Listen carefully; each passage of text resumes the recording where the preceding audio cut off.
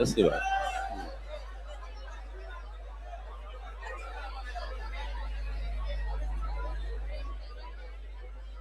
Good evening to everyone. Myself Priyanka and I am from Junjunu. So the most important points that are against the topic were, first of all, right to life is a अरे natural. चुप हो जाओ. और English वाला थोड़ी थोड़ी हिंदी भी बोल दिया करो ताकि पहले इंग्लिश में अच्छे से बोल के हल्का सा हिंदी में भी इनको थोड़ा बता दो. Now, first of all, right to life is a natural right, which is embodied in Article अरे 21, हाँ. whereas euthanasia is unnatural termination of life, which is inconsistent with the right to life. Now, my second point. One of the opponent had argued that if euthanasia will allowed, then it will end the pain and the suffering experienced by the patient in his or her last stage. But here I would like to draw your attention towards palliative care. So, question is, what is palliative care? So, palliative care is a specialized medical care in which focuses upon providing patient a relief from pain and symptoms of the illness, no matter what is the illness or what's the stage of the illness. So, by providing palliative care, we can make euthanasia a necessary exercise. Now, my second point. Again, the opponent will argue that if euthanasia will allowed, then the energy of the doctors and the beds of the hospital can be used for those patients whose life can be saved. I really like the argument that opponent has presented, but here I want to show the other side of the statement. So by giving this statement, you are trying to say that if euthanasia will allowed, uh, no, sorry.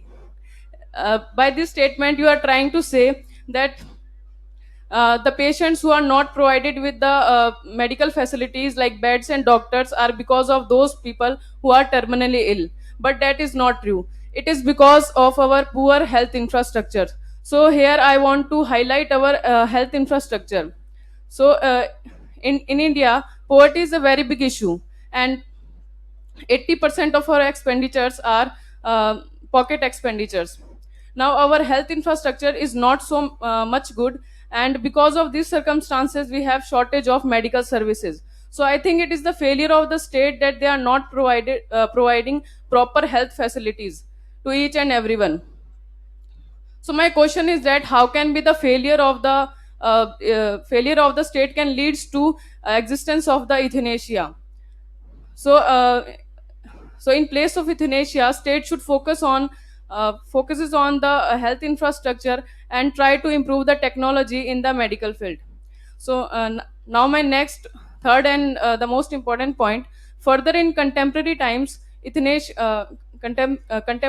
technology is evolving in a further pace. So here euthanasia should not be the option here. For example, just say right now the technology is not available, or the medicine is not available to tackle that particular illness. So let's say we go for the passive euthanasia, but after maybe 6 months or 1 year or 2 year, there is a technology by which we can tackle that particular illness. So what we can do now? So my point is, if euthanasia will cause an irreparable loss and hardship to the parents and the family members of that patient. Now my fourth point: legalizing euthanasia will lead the society in a slippery slope. For example, if voluntary euthanasia will allowed, then it won't take long that involuntary euthanasia start to happen. It will cause decline in healthcare system, and it also cause victimization of vulnerable sections of the society. So here are some other points by which we can say that euthanasia should not be allowed in India. First of all, if states allow the euthanasia, then it will open for exploitation. For example, getting old age parents can be killed for just a property will. Second point, if euthanasia will allowed, then then it gives much powers to the authority doctors and the hospital authorities. Now my last point is, allowing euthanasia will discourage the search of the cures and treatment for the new treatments. Thank you. That's all from my side.